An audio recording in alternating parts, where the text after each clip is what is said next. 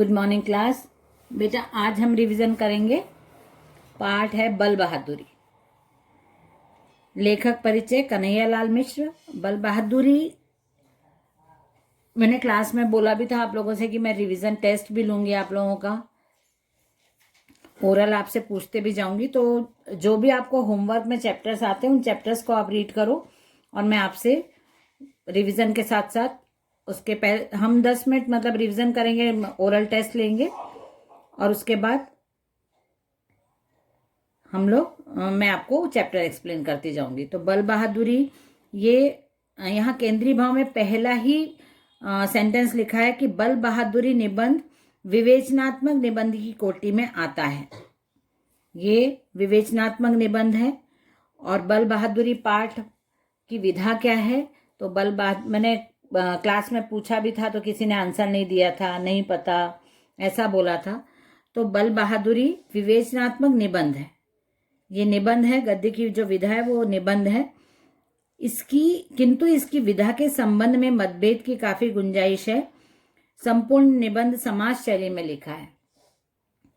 जो निबंध है इसमें समास शैली, बहुत सारे समास उपयोग किए गए हैं इसमें, जो आपको पढ़ के समझ में आएंगे। 2.5-3 पृष्ठों के निबंध में गागर में सागर भरने का स्तुत्य प्रयास किया गया है। गागर में सागर एक मुहावरा है। गागर मतलब होता है मटका और सागर मतलब समुद्र।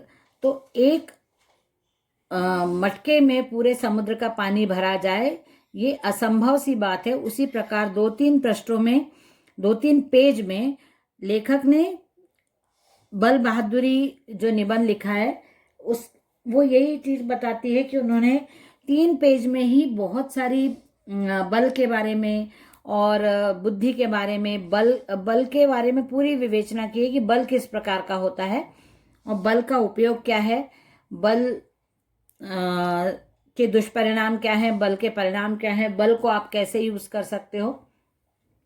2-3 पेज में उन्होंने इसको पूरी तरह समझाया है। तो इसलिए इस निबंध को बोला है कि गागर में सागर भरने जैसा काम लेखक ने किया है। इस निबंध का निष्कर्ष है जन कल्याण करने वाली बहादुरी ही सात्विक है, ग्रहणीय है। मतलब इस निबंध का ये पूरा निबंध का जो निष्कर्ष निकलता है, कंक्लूजन निकलता है, वो यही निकलता है कि यदि आप बहादुर हैं, आपके पास बल है, तो वो दूसरों के परोपकार में लगाना ही सही बल है। वही सच्चा बहादुर व्यक्ति होता है जो अपने बल का प्रयोग दूसरों के कल्याण के लिए करे। और वही बल ग्रहणीय है, मतलब उसी बल को आपको ग्रहण भी करना चाहिए। लेखक परिचय में कन्हैयालाल मिश्र ने लिखा है। ये उनका जन्म 1906 उत्तर प्रदेश के सहारनपुर जिले में। पत्रकारिता के क्षेत्र में आपका योगदान अविस्मरणीय है और ये ज्ञानोदय पत्रिका के संपादक रहे। तो ये आपके लिए महत्वपूर्ण बिंदु है। ज्ञानोदय पत्रिका के बल बहादुरी के लेखक ने कौन सी पत्रिका का संपादन किया या ज्ञानोदय पत्रिका के संपादक कौन है, तो कन्हैयालाल मिश्र आपको याद रहना चाहिए। तो ये आपका एक महत्वपूर्ण बिंदु हो गया। उसके बाद उनकी रचनाएं हैं जिंदगी मुस्कुराई, माटी हो गई सोना, नई पीढ़ी नए विचार। यहाँ पे कुछ उनकी रचनाएं हैं जो आपको पहले भी आपने महत्वपूर्ण बिंदुओं में भी लिखी होगी, नहीं तो आप रीड भी कर सकते हो इनको। तो रचनाएं भी इनकी देख लेना। उसके बाद नीचे जो सेकंड पैराग्राफ है उसमें प्रभाकर जी हिंदी के रेखाचित्र संस्मरण एवं ललित निबंधों के श्रेष्ठ लेखकों में से एक है। इनकी रचनाओं में कलागत आत्मपरकता होते हुए भी तटस्थता बनी रहती है। तो ये उनका लेखक परिचय हो गया। ये केंद्रीय भाव मैंने एक्सप्लेन कर रहा है। और इस पाठ में, बल बहादुरी पाठ में, बल मतलब ताकत है ना, बल मतलब होता है ताकत। तो यहाँ पे पूरे पाठ में बल के बारे में बताया है कि मनुष्य में जो बल होता है वो 2 प्रकार का होता है, शारीरिक बल और आत्मबल। तो हमको अपने बल का कैसे प्रयोग करना है और बल का क्या महत्व होता है हमारे जीवन में, बल के क्या अच्छे परिणाम होते हैं या बल के अभाव में आपकी क्या स्थिति हो सकती है या होती है। बल और बुद्धि का प्रयोग समन्वय क्या होता है और उसका प्रयोग, बल और बुद्धि का प्रयोग यदि आप करते हैं तो उसके परिणाम क्या होते हैं। ये पूरे पाठ में बल के बारे में ही, ताकत के बारे में ही बताया है। बल में पुरुषत्व का निवास है और सहृदयता में देवत्व का। मतलब यदि आप में शरीर बल है, आत्मबल है, तो आप सच्चे पुरुष हैं, आप सही मायने में आप पुरुष हैं, मानव हैं। और सहृदयता में देवत्व का। और यदि आप में आपका हृदय बहुत सरल है, सहज है, बहुत आप के मन में दूसरों के प्रति दया की भावना है, प्रेम है, ऐसी भावना है, तो आप में भगवान देवत्व मतलब देवता रूप में आप हो।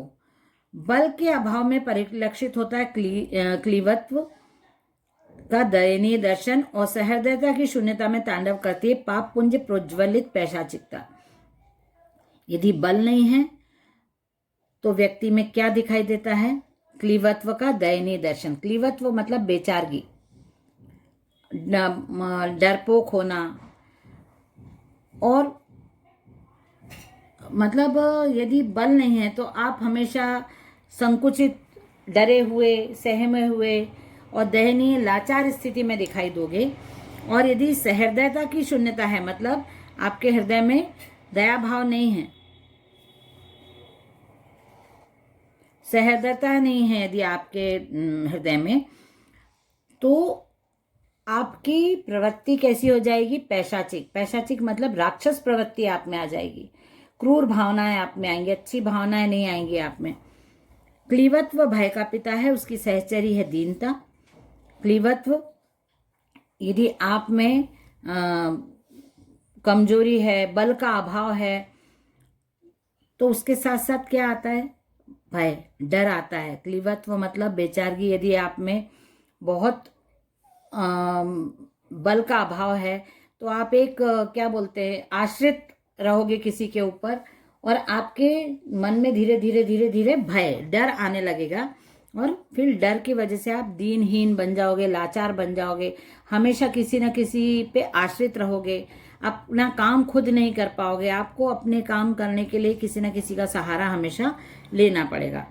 पर पैशाचिकता की सखी है क्रूरता। पैशाचिकता मतलब जो आप में क्रूर प्रवृत्तियां, राक्षसी प्रवृत्तियां जब यदि आप में आ जाती हैं, जब आपके पास बल तो है लेकिन उसके साथ आपके पास बुद्धि नहीं है, तो आप अपने बल का क्या करोगे?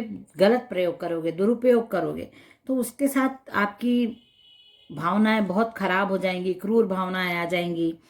और उसके साथ अज्ञान, क्योंकि अज्ञानता है इसीलिए आपकी प्रवृत्तियां राक्षसी होती जा रही हैं, क्रूर होती जा रही हैं। तो अज्ञानता के कारण फिर आप में क्या आ जाएगा? अहंकार आ जाएगा, क्योंकि आपके पास बल तो है लेकिन बुद्धि नहीं है, और बुद्धि के अभाव में आपके बल का आप दुरुपयोग करते करते अहंकारी हो जाओगे। घमंड आ जाएगा कि मैं सब कुछ कर सकता हूँ, मैं तो इसको मार सकता हूँ, मैं 4 लोगों को मार सकता हूँ। ये सब चीजें अहंकार के रूप में आपके अंदर आ जाएंगी। पुरुषत्व अभय का जनक है और देवत्व शांति का। ये लाइन अंडरलाइन, मतलब ये इसलिए मैंने ब्रैकेट में डाला है क्योंकि ये ना भाव पल्लवन में भी ये सेंटेंस आता है। पुरुषत्व अभय का जनक है और देवत्व शांति का। पुरुषत्व मतलब यदि आप में आत्मबल है तो आपके मन में डर नहीं रहेगा। अभय मतलब निडरता, आप में निडरता पैदा हो जाएगी। आप यदि आत्मबल है आपके साथ और शारीरिक बल भी है तो आप बिल्कुल निडर होकर अपने काम करोगे। सेल्फ कॉन्फिडेंस, आत्मबल मतलब सेल्फ कॉन्फिडेंस, तो आप उसके साथ अपने काम शुरू करोगे। और देवत्व शांति का। और यदि देव मतलब ऐसी भावनाएं आपकी, बहुत अहिंसा को आप मानते हैं और आप बहुत शांति प्रिय हैं, तो शांति के साथ ही आप अपने काम करेंगे और आपकी जो भावनाएं हैं वो शांति को समर्थन देंगी और शांति के साथ अपने काम करने का प्रयास करेंगी। अभय और शांति का सुंदर सम्मेलन ही मानवता के विकास की पुण्य भूमि है। यहाँ पे लेखक ने लिखा है कि निडरता और शांति, ये दोनों चीज मिलके ही पूरे मानव समाज को, पूरे मानव जाति को आगे बढ़ाने में सहायक होती है। मतलब जो हमारी मातृभूमि है, हमारी जो धरती है, उस पे यदि शांति और निडरता दोनों का समन्वय हो जाए। मतलब आपको जब जरूरत है तब आपको बल का प्रयोग करना है, और जब आपको शारीरिक बल का जरूरत है तो आपको शारीरिक बल, आत्मबल और शारीरिक बल को किस प्रकार प्रयोग करना, यही इस पाठ में लेखक ने समझाया है। जैसे रावण भी बहुत बलशाली था और कृष्ण भी राम भगवान भी बहुत बलशाली थे, लेकिन हम रावण को गलत आदमी के रूप में याद करते हैं, गलत काम के वजह से हम उनको धिक्कारते हैं, उनको जलाया जाता है, और राम भगवान को हम भगवान मान के पूजा करते हैं, जबकि राम तो भगवान नहीं थे। राम तो एक राजा के पुत्र थे ना। और रावण बहुत प्रकांड पंडित था, बहुत विद्वान था, बहुत ज्ञानी था, ब्राह्मण कुल में उत्पन्न हुआ था, लेकिन फिर भी उसके अहंकार, बल का दुरुपयोग और उसकी जो प्रवृत्तियां थी, उसके वजह से वो क्या हुआ कि उसने अपने बल का दुरुपयोग किया, और राम भगवान ने अपने बल का प्रयोग मानव कल्याण के लिए किया, गलत काम करने वाले को दंड देने के रूप में किया। इसी प्रकार कृष्ण भगवान, उनके पास भी बहुत बल था और कंस के पास भी बहुत बल था, लेकिन कंस को हम अत्याचारी राजा के रूप में जानते हैं और कंस का वध किया श्री कृष्ण भगवान ने, पर फिर भी हम श्री कृष्ण भगवान को भगवान के रूप में जानते हैं और कंस को हम अच्छा नहीं बोलते।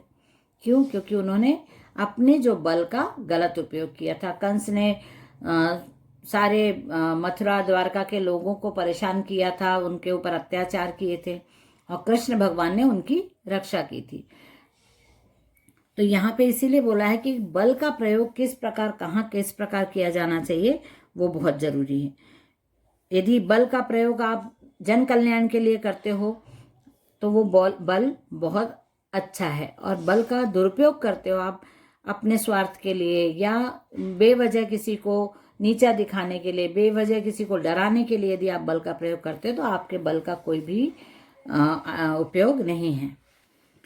यहाँ पे उन्होंने पूरे राष्ट्र को, पूरे देश को संबोधित करते हुए, पूरे संसार को संबोधित करते हुए बोला है कि बल में आकर्षण होता है। यदि कोई शारीरिक बल वाला या आत्म बल वाला व्यक्ति होता है तो वो आत्म बल से उसमें इतनी सेल्फ कॉन्फिडेंस होती है कि वो अपनी बात लोगों तक पहुंचा सकता है, लोगों को अपनी बात मानने पे विवश कर देता है। मतलब उसके बोलने में अट्रैक्शन होता है, लोग उसकी बात सुनते हैं, समझते हैं, और क्योंकि वो आत्मबल से काम कर रहा है, उसके पास सेल्फ कॉन्फिडेंस है, तो वो अपनी बात मनवाने में सक्षम होता है। उसी प्रकार शारीरिक बल लोगों में जब दिखता है, कोई एक व्यक्ति है जो चलती जैसे आग लग गई कहीं अचानक, तो कोई एक व्यक्ति होता है वो कूद जाता है, बाकी सब सोचते हैं क्या करें, पानी डालें, क्या करें। कोई एक ऐसा व्यक्ति होता है जिसमें निडरता नहीं होती, उसको लगता है कि मुझे अंदर जाके बचाना है, तो वो बचाता है। अचानक जो मुश्किल आ जाती है और उस समय जो व्यक्ति अपनी जान की परवाह न करके दूसरे की जान बचाता है, तो वही शारीरिक बल का उदाहरण होता है, और वो दूसरे लोगों को, देखने वालों को आकर्षित करता है कि अरे कितना अच्छा काम किया, कितना निडर है, कितना बलवान है। पानी में कोई गिर गया तो बहुत सारे लोग होते हैं जो अपनी जान बचाने में लगे रहते हैं, लेकिन कोई ऐसा भी होता है जो अपनी जान की परवाह किए बिना दूसरों की जान बचाने में विश्वास रखता है। तो ये ऐसे बल लोगों को अपनी तरफ आकर्षित करते हैं। जैसे बहुत सारे इतिहास के राजाओं का वर्णन है इस पाठ में कि बहुत सारे राजा ऐसे रहते हैं जो बहुत बलशाली तो रहते हैं, लेकिन वो अपने आत्मबल का प्रयोग नहीं कर पाते, बुद्धि का प्रयोग नहीं कर पाते, और अब जो इसमें हार जाते हैं, अपने युद्ध में हार जाते हैं। बहुत सारे राजपूत राजा जिनके बारे में इतिहास में ये बताया गया है कि वो बहुत ज़्यादा शारीरिक और उनकी जो सेना रहती है वो बहुत ज़्यादा बलशाली लोग रहते हैं, लेकिन वो